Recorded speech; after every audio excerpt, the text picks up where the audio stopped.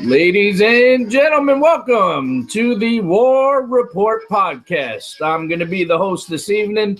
I'm Steve from TagMeADate.com, joined as always with another twosome from TagMeADate.com. We have Kat and Eric. Ryan, the intern, probably will show up halfway through. Who knows? Vince, unfortunately, could not join us this evening. He's out doing some work of his own, but he will be back next week. Alexa Bliss, we're kicking it off with her special request. I'll tell you what, Little Miss Bliss is doing her thing and making a name for herself on Monday Night Raw. Is she going to beat Bayley for the title? I have a theory on that, and we'll get into that in just a little bit. But first, let's go around the room. Kat, ladies first, how are you? I am doing good. It's Tuesday and a pouring rain, and Alexa Bliss looks like she's going to be on top pretty soon, so it's exciting to see. I'll let her be on top. Oh, God. On that note. And on that note, Eric, how are you? I'm all right. I couldn't help myself. Alexa just made the list. Alexa's been on Eric's list for quite some time. Uh-huh. Hey, I'll tell you what, she's been on my list ever since the day she came out looking like no, well, that too actually, but I was going to say Harley Quinn. Yeah, 100%. Yep. So, welcome to another edition of the War Report. We, as always, we got a lot to cover. I think we should really start with SmackDown Live from last week and then kind of carry through.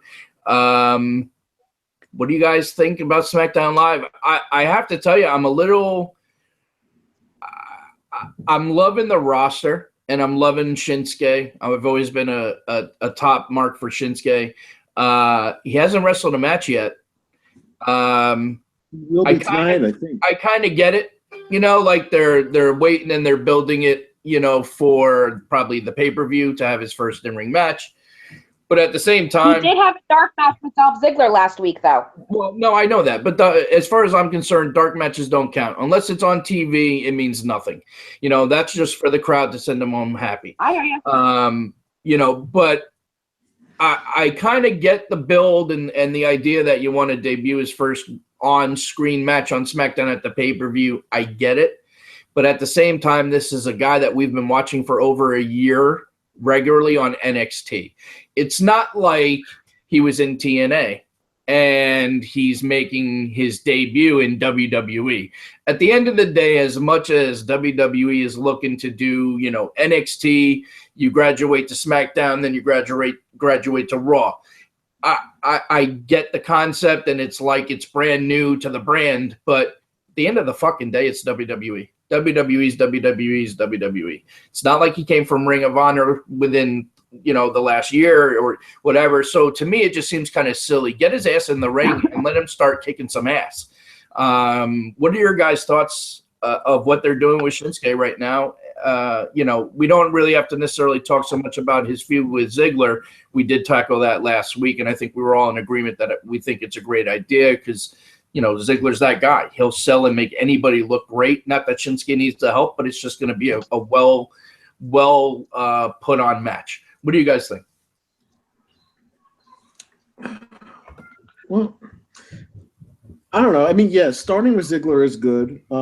I think, and, you know, we discussed the rumors about him and AJ for next year, WrestleMania.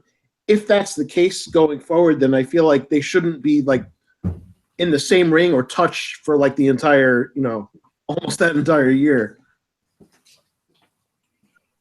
It seems a little silly to me that they're prolonging the in-ring match, you know. I think so too. I mean, at least give them some warm-up matches prior. I know they're doing the dark match deal, but that benefits nobody but the actual crowd at hand. So to me, that just seems kind of silly. Kat, what are you thinking? You know, I kind of like the build up a little bit, and I'll tell you why. Because there are a lot of people, like, you know, us and a lot of others that are huge NXT fans that have seen Shinsuke Nakamura, know what he can do, know his career, even when he was in Japan and everything. This is a new wrestler to a new brand of people that have maybe never watched NXT. Like Justin only knew the name, knew nothing about him really, because he's not really a big NXT person because he's normally working. So when he came out with the violins, the whole thing with the Miz and that whole setup, new people that they're actually being drawn in because he saw, ooh, Nakamura's going to be on tonight. I wonder if what he's going to do tonight. He has no idea what he's going to do. So that build up I kind of get. I understand the frustration from the NXT fans, but for someone that's brand new, it's like that hype, like when you were waiting for Braun Strowman or waiting for some new person to do something. When's he going to actually strike? So I kind of like it.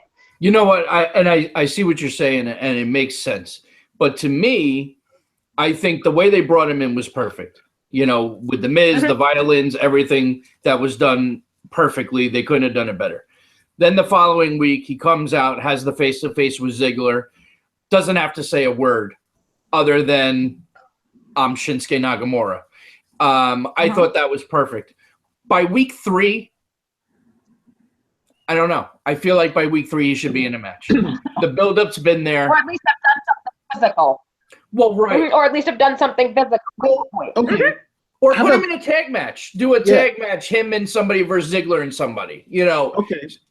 That's good. How do you feel about this? Somebody making like an open challenge like tonight, and then Shinsuke comes out and then defeats him in like whatever. See, now I think that's a great idea. The only problem with that is they announced during Raw that Shinsuke was going to open SmackDown and had something to say. Now, that doesn't mean that won't set up something for the main event.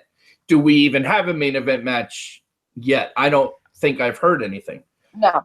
So we don't have a main event scheduled yet. But or you could also again, though, that's bringing the draw in, though. What? Say that again. I said that's bringing the draw in again, though, because now everyone's going to go top of the hour SmackDown. What's Nakamura going to do? Well, right. And then if that does set up a main event match, you know, then that will keep people tuning in till the 10:30 hour. Yep. See, now here's I'm what not crazy about it, but it makes sense. Here's what I like about the Raw and now SmackDown after Mania is that obviously that crowd is so huge and wild, and you know, people from all different countries coming in. However, on TV, from the standpoint of the casual viewer, it makes them think that this debut is like a big deal, you know.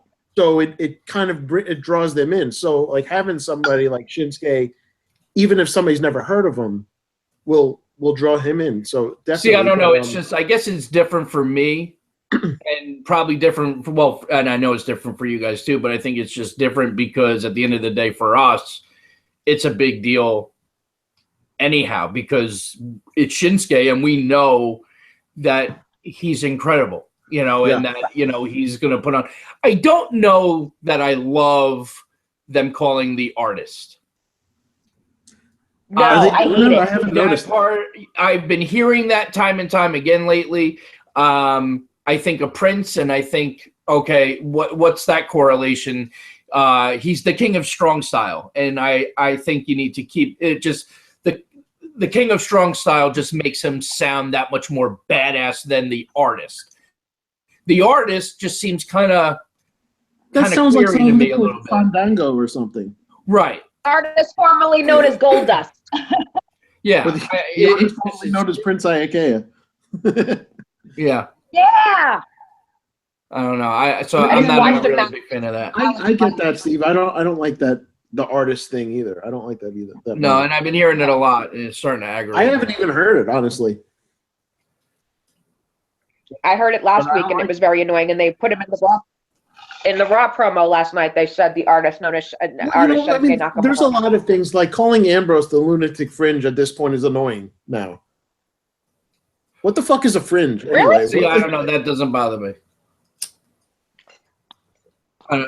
Throwing your leather jacket at Maurice and then, you know, kicking the shit is kind of a lunatic, fringy thing to do. And it was awesome. And it was just hilarious. That The funniest thing Maurice did was knock the Rhino's crackers off the thing. Oh, that was funny. And Rhino's reaction was funny. Rhino's hilarious. So what else? What else should we cover from SmackDown? AJ Styles once again looked great. I don't think he's beating Kevin Owens. I think this is just to buy some time, get the Orton Wyatt thing out of the way, and then they are going to put him back in the world title picture. I think because, again, as of right now, the plan is AJ Shinsuke title match Mania. So some point this year, AJ is winning the title back. So it's just really a matter of how long he's going to hold on to the title. It sounds like with Brock, they're planning to have him keep it for the whole year. So. Yeah. Not crazy about that. We'll get to that. You brought up the Randy Orton Bray Wyatt thing. I just want to touch on that for a second. Did you know that is now not a title match anymore? Well, yeah. See, now I heard that too. So now it's not a title match, which makes no fucking sense because a champion always should get his title rematch. Obviously, they're taking the title out of the picture because they don't want him on SmackDown. They want to keep him on Raw. So, right, he got moved back to Raw. Yeah. Yeah. So that's why they're probably doing that. I think it's bullshit. I also am hearing that this House of Hardcore match or House of Horrors, whatever the fuck they're calling it, apparently almost all of it is going to be pre-taped. Because the House of Horrors thing is taking place somewhere else, and then it's going to finish at the arena or some shit. So, I don't know. This already sounds like it's going to be fucking stupid. Yeah, I mean, look, we all know, and it's pretty obvious that Orton would be retaining regardless. But that's not even the point. The point is, continuity-wise, the person that lost the belt always gets that traditional rematch. Listen, your world champion should always be in the main event at a pay-per-view too. So, I mean, they don't do things the traditional way anymore, unfortunately. I mean, that is going to be the main event, even if the title's not on the line. It's still the main event of that pay-per-view, I'm pretty sure. Is that coming up Sunday? It's Sunday, yeah. Okay. I got to start filling in my shit. I don't know if Ryan made a thing for that yet. Yeah, I don't know either. I gotta do that too. Although, wasn't this supposed to end at WrestleMania? Yes. So there should be an overall winner already, and if anything, we should be starting over with this pay-per-view. I agree, but I don't know. The shakeup kind of like ruined things, and maybe at first glance they weren't planning on Bray Wyatt moving to Raw, and then they decided at the last minute to move him. Well, from what I'm hearing with Bray Wyatt, apparently he's being punished. Apparently he was very vocal backstage about the direction of his character and being moved again back to Raw because he wanted to stay on SmackDown because he had some good stuff going, good momentum or whatever. And apparently he was very vocal, and apparently he's in the doghouse. I don't think at the end of the day, I don't think, I don't think anything's going to actually happen to him. Because at the end of the day, he's still a phenomenal talent. But I heard that's a part of it. And that may be also a reason why they're taking the title off. WWE does stupid shit like that, bro. It happens that way. Yeah, here's what I don't understand. It's like the talent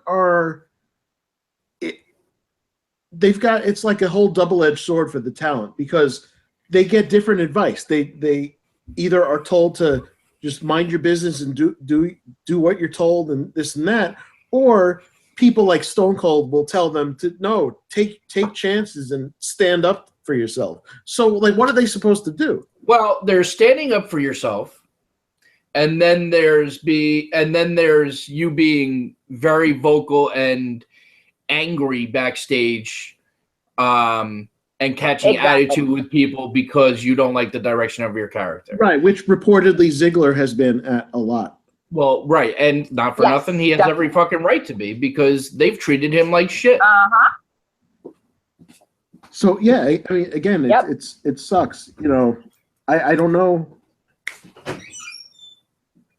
I mean, Bray comes off. I mean, as far as like off screen as a respectable, guy. So it's hard to imagine him really, acting like a baby about something like that. It may have been just a spur of the moment incident, though, because of something that occurred right then and there. It doesn't necessarily mean it's like he's in total, the way he's not like he's like pulling a Randy Orton or anything. Right. Yeah, I don't think he pooped in any Divas bags. Oh my God.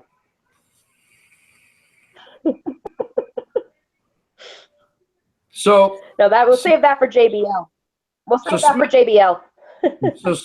And speaking of JBL, so Morello's gone officially, and there's no love lost from me. I'm totally fine with it. But apparently, he did go on record to say that him leaving was not JBL's fault. So I did see that. Right. So all this shit going around, we don't know the whole fucking story, and people should stop speculating and stop talking about it. At the end of the day, he left. He's gone. Bye-bye. I mean, nobody's going to lose sleep over you fucking leaving, and call it a day, as far as I'm concerned. I still have a lot of mixed feelings about this whole thing. I think, I don't know. To me, the whole thing is just stupid. Well, people keep drudging up the past of JBL. Maybe he's done stuff in the past. That doesn't mean he's doing anything now. And then, JBL. They all did. They rib each other. It's just what the boys do. They've been doing it since the 80s. Owen Hart used to be the biggest ribber in the back. He used to prank everybody. I mean, it happens. Grow a set of fucking balls. You're not a bunch of teenagers. You're adults.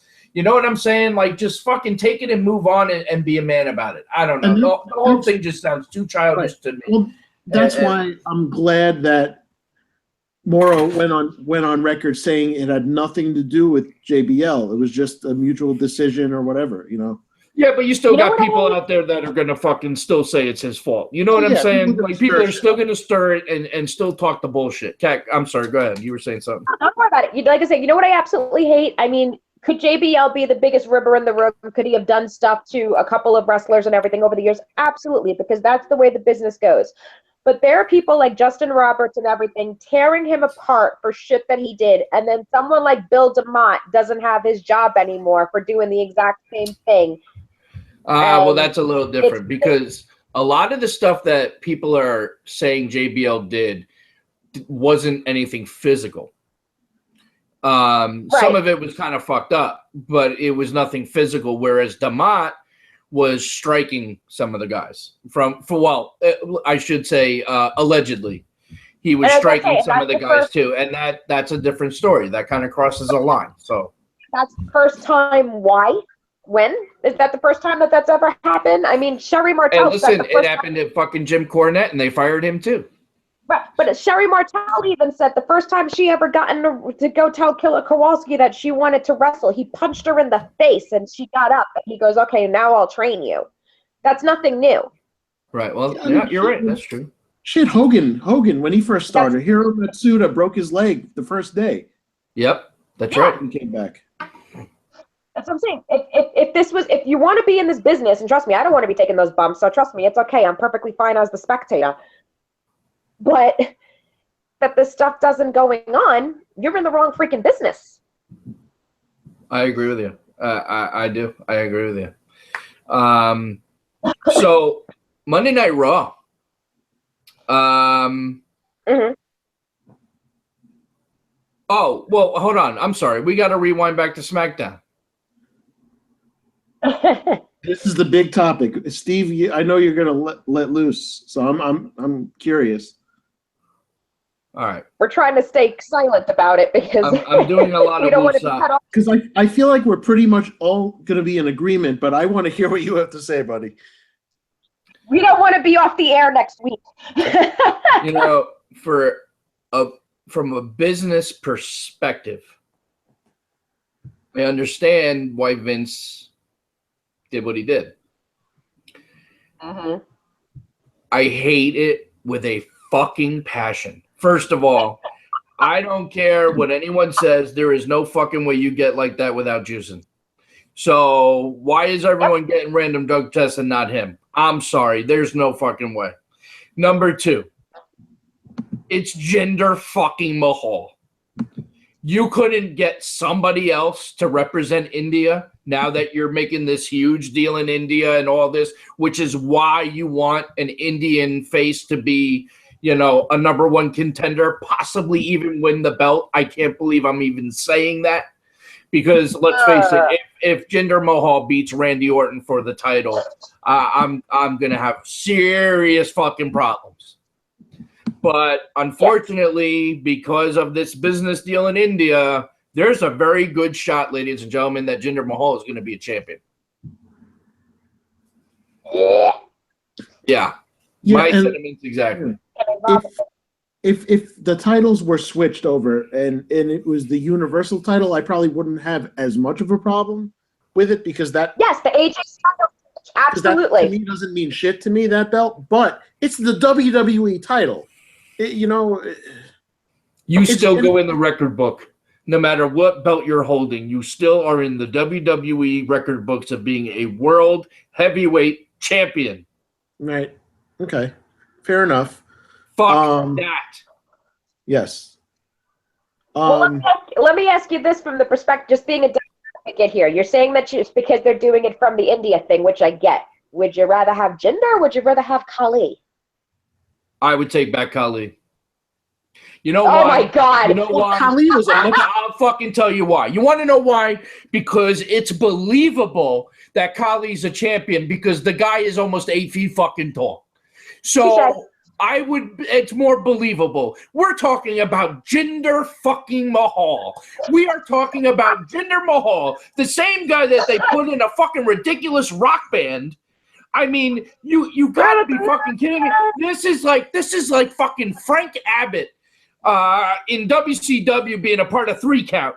This is the dumbest fucking. This is just as bad as David Arquette winning the fucking WCW heavyweight title, which did happen on this very day some odd years ago. Oh shit! 17 years ago. Oh my God, you sound like Jim Cornette. I love it. Fucking A, I feel a lot better though. I'll tell you that. Well, and not only that, it also fucking came out of nowhere. It's not like they had him win the Andre Battle Royal and had some wins leading up to this. We had this podcast last Tuesday leading into SmackDown, as we do, and we all sat here and said the same thing. Well, the one thing we don't have to worry about is him winning. And then he fucking won, and I almost choked on my dinner. I don't care. Yep, that was actually, and even that was the night after he gave Finn Balor the concussion too. Right. Right. Yeah. Let's promote him after taking out Finn Balor and what a big return. Yep. And speaking of Finn Balor, and we can move on over to Raw here. Boy, was last night was last night the best opportunity for Finn to join the Bullet Club? Yeah. Oh, yeah. That's what I was thinking. I was like, we might actually get a heel turn tonight and him join the Bullet Club, or keep him face and the Bullet Club just become face, because I mean that can happen. But I was kind of bummed that didn't happen. Although it's always great to see Finn Balor back in the ring. The opening segment of Raw. Did anyone else? Huh? I was gonna say, did anyone else miss Big Cass even being taken into the crowd? I totally missed that part. It happened so damn fast. Oh yeah, no, that happened real quick. But let's talk about the opening segment for a minute. I thought that was one of the most creative opening segments we've had in a very long time. Having all the different, it started off and it was the Jericho show. And then it transitioned to the Ambrose Asylum and Miz TV and all this. I think it was just a very well done scripted segment and a great way to kick off the show. And then, of course, the whole night being premised on Miz finding a co-star for his match. And I got to tell you, it was a great surprise with what they did at the end, and how it all went down was great. But a part of me was hoping it was Damian Sandow. Yeah. Oh, man. Yes! I didn't even think of that. That would have been so fucking perfect to have him. The pop he would have got. Holy shit. Oh, the place would have erupted, but then it would have kind of, I mean, Miz is the top heel right now. So it's kind of, although that was great about the whole dynamic because everyone cheered Sandow and then booed Miz. So it was actually funny that way. But I thought Raw overall, I thought was a good show. It was entertaining. I'm enjoying Kurt Angle so much as general manager. And I got to tell you, week after week, I'm starting to get the feeling, and I wanted to see what you guys thought. I was thinking about this last night. I almost feel like they're starting to plant seeds, things that you would really have to just like really be paying attention to pick up on. But I'm starting to get the feeling that Kurt Angle's return match is going to be against Braun Strowman. Yes. It very well could be. I said that too. What do you think about SummerSlam for that? Well, I mean, I think if Angle returns to the ring, obviously it's going to be at one of the big four. So SummerSlam is definitely, a possibility. I just sit here and I think about Braun's matches as of late, and the actual wrestling. And we've talked about, how impressed we've been with his actual wrestling, whether it be a kip up, smooth as a whistle, or, just actual wrestling moves. And I think about a match against Braun Strowman and Kurt Angle, and the things that Angle can kind of teach him and show him prior when getting ready for the match. I think that match could be unbelievably good and really make Braun look even better than he already has been looking. Yes, that can do wonders for Braun. You're right? Absolutely. Now, we do have to talk about the dumpster match. And, I consider this man a friend at this point in time.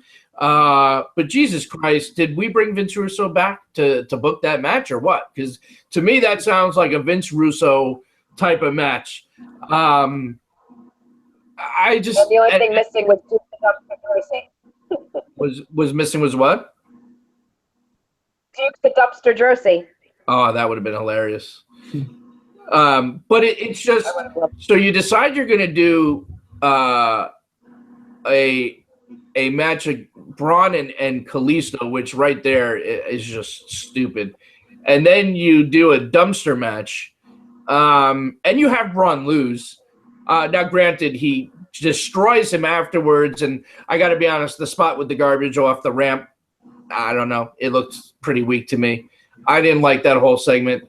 And I kind of remember the old school dumpster match. The way you won, similar to like a casket match, is that you get thrown in the dumpster and you close the lid. Yep. So Braun's feet just go in and he loses. The whole thing was just so stupid to me. No, he doesn't lose. He doesn't lose face by losing. That's what they were planning on doing. No, and especially the way he destroyed him afterwards. Of course not. But it's like, really? I mean, it just kind of ended abruptly. You didn't close the lid.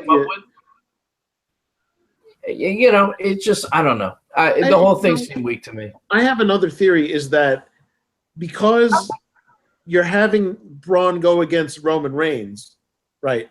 You're trying to make, you're trying to make Braun more heelish because he's still getting cheers over Reigns, which is going to happen regardless, but it's like they're trying to make Braun do these evil things to make him get like the boos going into the match with Reigns, but and then that's why they were going to get trying to get sympathy for Reigns, but the fans aren't sympathizing with him. You know, I was saying about it. Obviously the fans have hated on Roman for a while now, and it's not going to change. But the guy's brother just died, and and that's the sad part. He's going to come back, and he's still going to get booed out of the building. It's like, cut him some fucking slack. Like, this was a blood brother of his that he just lost suddenly, and he's going to come back in here. Even the crowd last night, they were doing like a Cena thing. Some of the crowd was chanting for Roman, and the other was saying Roman sucks. It's like, leave the guy alone, you know? Like, now, I mean, he's going through some shit. Yeah. Yeah, that's definitely true. He doesn't deserve that. You know, there's a time and place. Some of these fans don't know how to separate the personal lives from the character. That's very true too. Yeah, at least take a week off. That's what's sad. At least take a week off from doing, you know. And besides, Roman wasn't even freaking there, you know, so leave him alone for, you know. Yeah, they don't know how to do that shit, though. You're right. Some of them just They really don't know how to separate. They don't know how to separate. And it's sad because then it then turns around and gives, like, even the real fans, the true fans, it puts us in a bad light. Right. No, you're right. That we're 100%. so with all of them, like, oh, yeah, let's do this. Well, so Bray Wyatt becomes Miz's tag team partner, but doesn't show up until like halfway through the match, which that seems pretty odd to me, because it's not like he went in thinking he was by himself. Like, he got this letter that he has a partner. So to then not come out until halfway through, that just seemed kind of weird. The way it was done, I think, was done well. The whole segment, I thought was great, but I don't know. That just seemed kind of weird to me. Dean's reaction was priceless when the lights came on and he saw him there. Whose reaction? Ambrose's reaction standing on the announcer's table when he came on. Oh, right. When the lights, his reaction was priceless. Like, holy shit, what are you doing here? Right. So that was pretty cool. I don't know. And that's the interesting thing. Go ahead, Eric. Sorry, go ahead. That's the interesting thing. Like, they, the lights go off and then they come back on again. You see Bray. And I'm thinking, oh, what are they going to revisit the Bray Ambrose feud? But then as the match progresses, I'm thinking not necessarily, because he's got stuff with Jericho and even The Miz at the end. So, like, where does that, like, is Bray a tweener? Like, what is going on? That's a good question. It's a good question. Maybe they don't even know right now. I think if a show ends where you don't know what's going on, I think that's great. Yeah. Definitely a great way to do it. I figure out where you want to go with him as a character, because you're trying to make him this heel, and then the lights go out, the cell phones go on, everyone does follow the buzzard. It's like, you're supposed to hate the guy. What the fuck? Well, yeah, but you know what, though? But a character like that, like, you can even, like, compare that to The Undertaker. You know, there were times where Taker turned heel, and, I mean, he would do the most horrible things, like tie Stephanie McMahon to a cross and, do, like, some crazy shit, but the crowd still, the lighters came out, because there were no cell phones then, but the lighters came out when his lights went out, and people still cheered him. So, you know, it's kind of the same thing for Bray. So that doesn't really surprise me. You know, I feel like Bray is the kind of character at this point, he can go whichever way creative wants to take him. You know what I mean? Absolutely. Because as a heel, he can still do heel things and get the heat. But those same people giving him the heat are still going to turn on their cell phone light the next time out, you know? Yeah, and you know, despite the inconsistency with his pushes and his bookings and stuff, we can still, you know, take solace in the fact that he was the WWE champion, even for a brief time. And he'll have it back. Yeah. This ain't the last time we're going to see him as a champion. No doubt in my mind. No doubt. So what else happened on Raw? What are we missing right now? Good question. Trying to remember. 3-hour fucking show. blank. I know. They're trying to progress the match that the Hardys are going to have with Sheamus and Cesaro. So yeah, that segment was well done. That's a good call. I enjoyed that segment. I like how they almost kind of had it out, but now Sheamus was the level-headed one, and it's going to really make it explode at the pay-per-view, which is going to be great. And everything I'm hearing is that Vince McMahon has told creative to figure out a way to make them broken. And what a perfect way to have Sheamus and Cesaro take the titles, and that's how Matt becomes broken again, because he lost his title.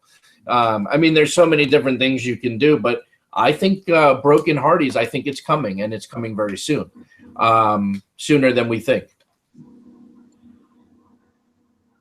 Definitely, and it definitely needs to be coming. And it what? Definitely needs to be coming. The crowd is forcing it, regardless. Yeah. They can't ignore those delete chants, they can't. And the more you try and keep it away, the more people are going to thirst for it. So it's not going away. You have to. Also, it's so much fun watching Matt Hardy because, you can tell he so wants to do the broken stuff that he, may or may not be able to do yet. So it's you can see in his face he wants to do it. There's a couple little things here and there. Every now and then you see he's doing the laugh, but you can't hear it, or he's say, just some of the mannerisms. Yes, right, exactly. So listen, if there was no chance at all of it happening and him going broken, he would have dyed his hair. Why keep? Why keep the gray streak if you're not going to go broken? I have a lot of friends that didn't watch TNA and Impact and didn't watch his whole transformation into that character. So they're like, man, Matt got old. I'm like, and I had to kind of explain, That's funny. It's Seth Rollins than he was, but still. That's funny. That's very funny. And then so Samoa Joe had an interesting segment with Gallows and Anderson. Even did the too sweet sign with him at the end. Is Samoa Joe joining the Bullet Club? Imagine if you have Gallows, Anderson, Joe, Baylor. That'd be badass. So badass. Wow. And you don't have to worry about AJ because you're keeping him on SmackDown.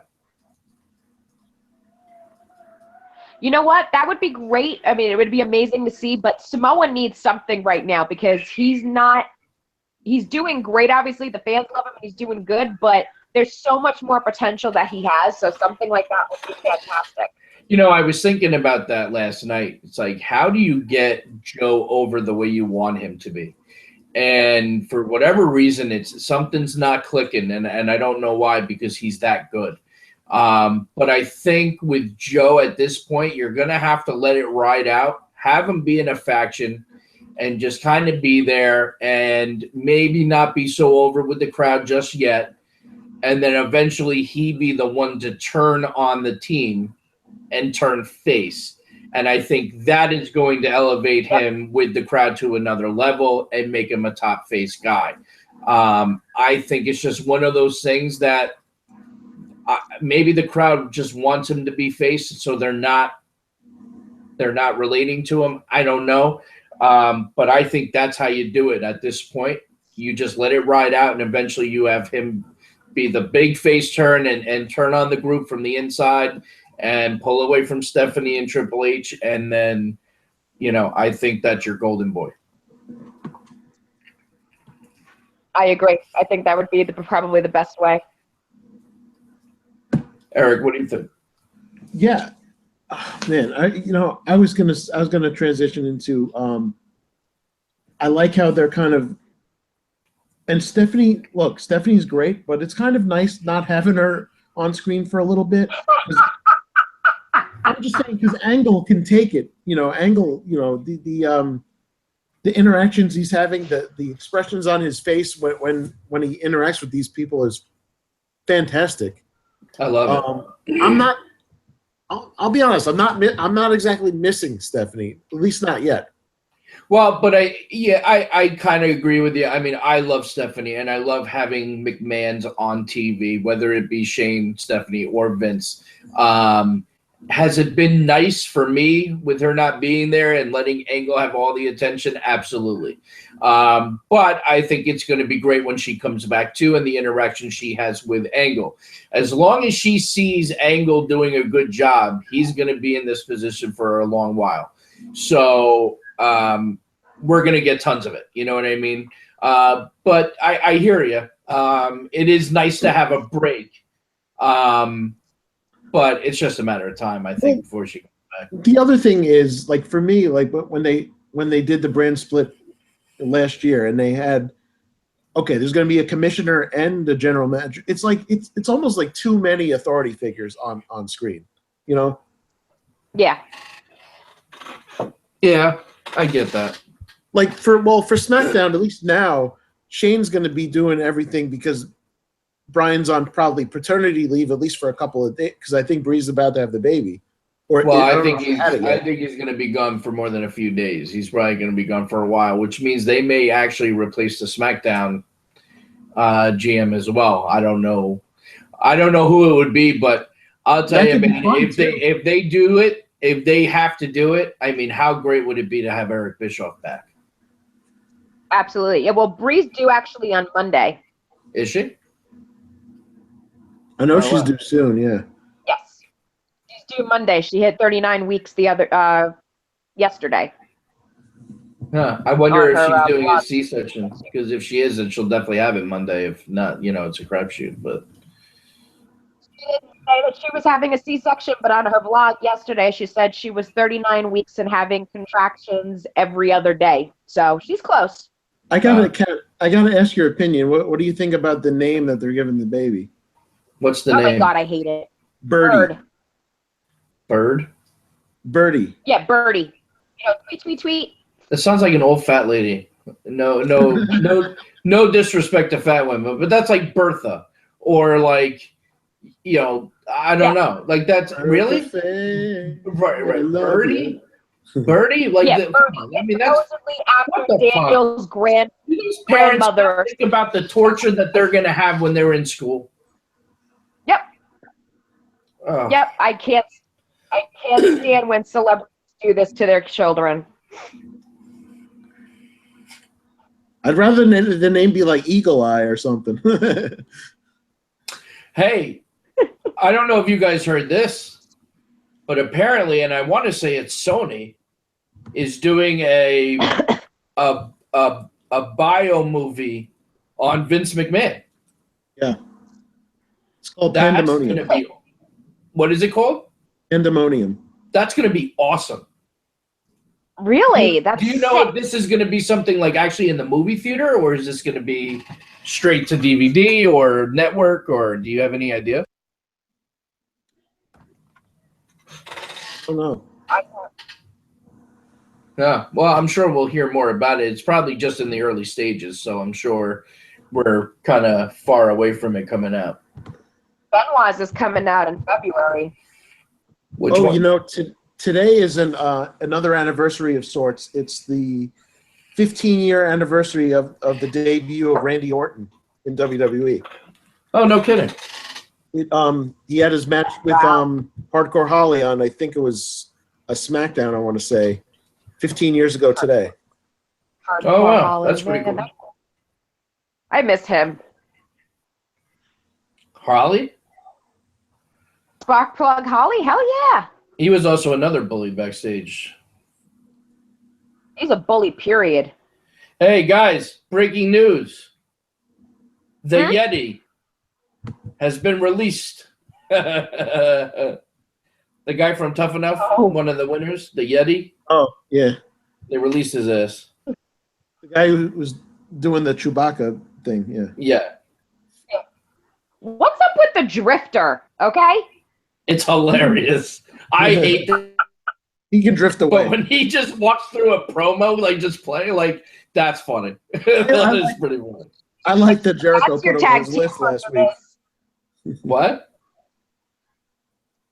Eric, what did you say? I like that Jericho put him on his list last week when he, interrupted his. Yeah, that was funny. And then Angle, nice job, Miss, for your tag team partner last night. I also love the dynamic between Jericho and Ambrose because they brought up their whole feud, and I love. And you know me, I'm a big fan of continuity, so I love that they brought that shit up. Oh, so in the last few days, if we're keeping a record of this, Simon Gotch's gone. He's been released, obviously. Tajiri's gone.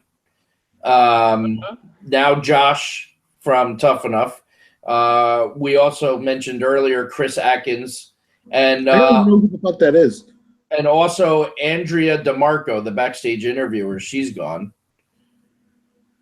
Oh. So they're starting their spring cleaning. Spring cleaning? That's what it sounds like. Well, it's right after WrestleMania, so sounds about right. So Crazy Steve. Yet they still want to release Eva Marie. What? Yet they still won't officially release Eva Marie. No, they until Tough Enough is over because she's still on Tough Enough. So that's why they're holding off. I read something about that the other day, actually. In Total Divas? Yeah, what did I say? Yeah. Tough Enough. Oh, yeah, Total Divas. Sorry, my bad. Okay, well, that makes sense. Yeah, because the show's still going on. And it's been very enjoyable for me. Oh, it's a great season. I love Total Divas. I do too, but this season is yes. I've loved every season. I love it. Especially with the cameo of a one Stephen Glenwick, that just made the show even better. You know what I mean? I'm making my rounds. And come on, let's be honest. They're doing a whole couple thing. I didn't tell Hector. So apparently Hector was watching, and all of a sudden I get a text, and it goes, "Yo, were you on Total Divas?" And I was like, I was. He's like, "Bro, tag me in dirt shirt and everything." He goes, "I saw it," and I was like, "Nah, this can't be." I was like, "Yeah, brother." And not for nothing, but I feel like the reason that you're seeing more couples interaction on Total Divas is because of us. I would love to take that credit. Just saying, it's a possibility. You never know. So then we really need to get Braun Strowman on here because he will definitely get himself some fine dates on here. Oh, hell yeah. Absolutely. Especially now that he's main event. Oh, yeah. Hey, Braun, you listening? I'll duck my husband for a couple of wrestling rounds. It's all good. Unzips his pants and all of a sudden, Braun! Funny. Oh, once you go Braun, you go home in a wheelchair. Oh my God. And on that note, so I'm willing to take one for the team here, okay? Oh, look at you.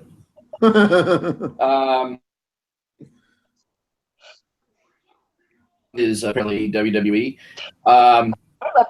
Do they keep the Crazy Steve gimmick? I'm thinking they put him in the stable with Eric Young because they're all a bunch of nutcases.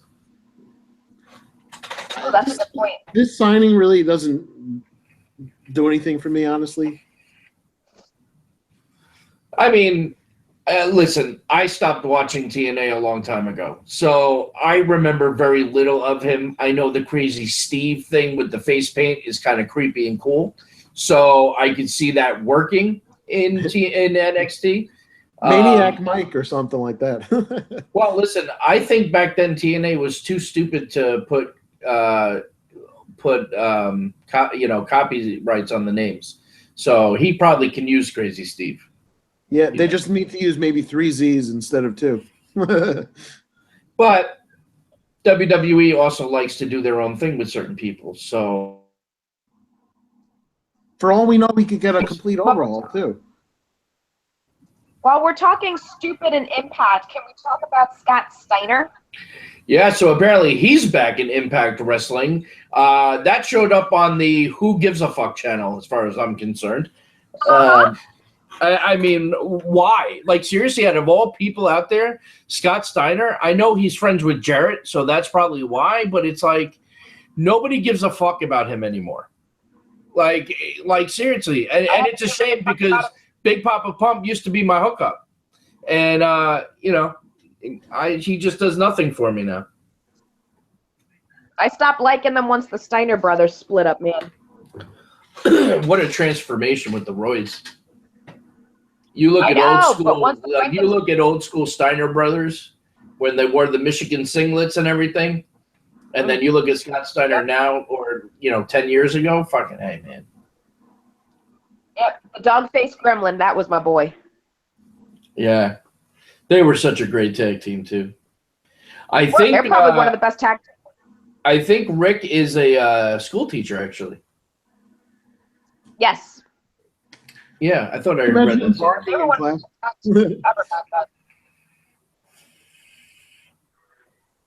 Well, that's like people that had George the Animal Steel as a teacher. It's like, Or Spike Dudley. Yeah. He was a school teacher. That's or true. Maven. Or Maven. That's true. Or Maven. Or Matt Striker. Yeah, that's true. Yeah. And big shout out to Maven. Did an event this past Saturday at the ECW Arena in Philly. So it was a great time. Maven did a good job representing Tag Me a Date.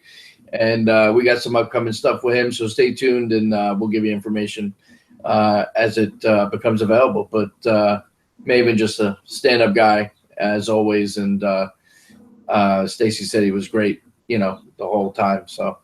And they spent a lot of time. I mean, she actually went and picked him up at home, and then they all went together, her, Justin, and Maven. So it was a good time. Nice. Happy birthday, Stacy. Oh, I'll let her know. Thank you. Yeah. Hope she had a good one. Yeah. We did a little something. We're going to go to a really nice restaurant first week of next month. But we did a little something here for her. It was nice. And then during the day, we spent her birthday. Both kids had soccer, so we were dealing with that all day. But yeah. So fun birthdays, though, when you're just with the kids doing stuff, though.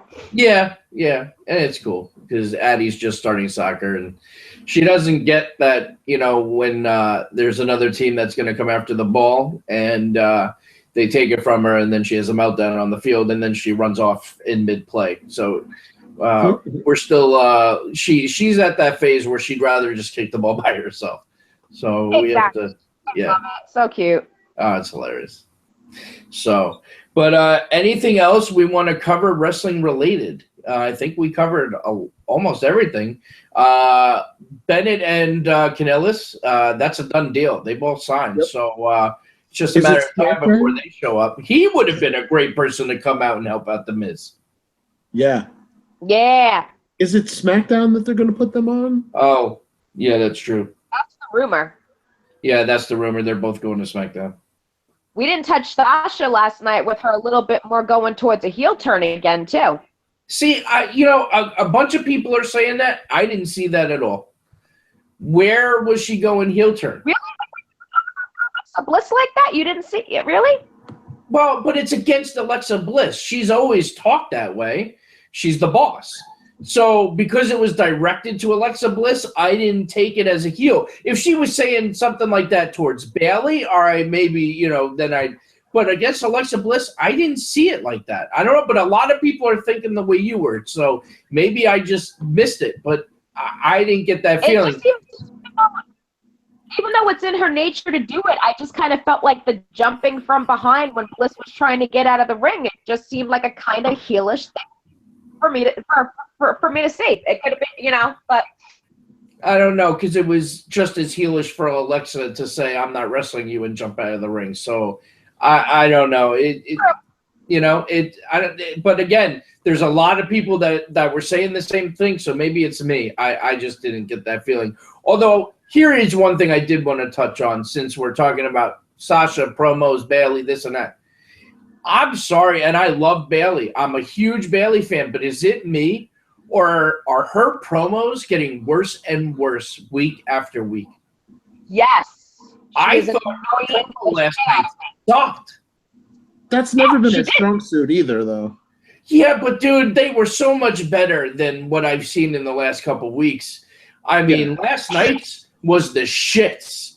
I mean, that was a horrible promo. Alexa Bliss carried that promo. Alexa Bliss did a great job with that promo. And if it was a solo promo from Bayley, there would have been no saving that segment. It's a good thing. Ever Alexa since was Bayley there. got downhill, ever since she won the title, her promos have been getting worse and worse. I have to agree. And I don't know what it is or why this is happening, but is it maybe because that they're she's trying better? Is she better at chasing the title than having it? I don't think one or the other should have any effect on her promo skills. No, it shouldn't. You know what I mean? Now they're going with this angle now. I wished about being at WrestleMania. I did it. She's always been the bubblegum fan that turned into a wrestler. They're pushing it too much now that she's not real. She's a fan more than she's a wrestler, and it's just not working. I think the problem is that the promos are so heavily scripted. Yep. That I think if they would let Bayley just come out and do her thing and cut a promo, I think it would be a million times better than what we're getting because she's trying to stay too close to the script. I think that's a problem. I honestly think that's the problem. Well, but there's also guys out there that don't have that problem because they don't have a script. Bray Wyatt gets to do his own. You know what I mean? They'll give him a couple bullet points, but he can do his own thing. The New Day, John Cena, top guys, they don't have a script. They go and say, we're going to do blah, blah, blah, blah, blah. They say yay or nay, and they go out and do their thing. But then you have mid-card guys where it's more heavily scripted. And I bet that's a problem for Bayley. Absolutely. But we're just approaching the top of the hour, and we got SmackDown starting with Shinsuke Nakamura, so we definitely want to all be ready for that. Does anybody else have anything to say as we wrap up the show? Who's winning, Charlotte or Naomi tonight?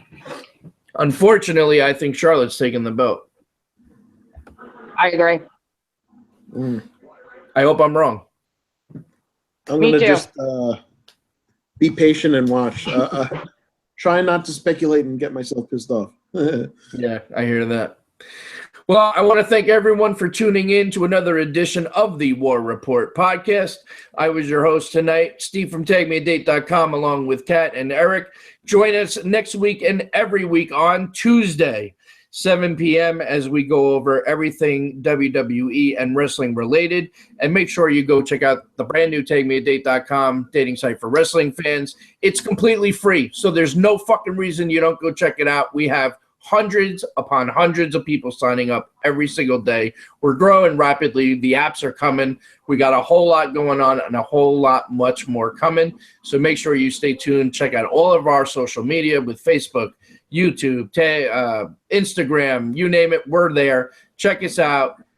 Thank you guys for joining us, and we will see you next week.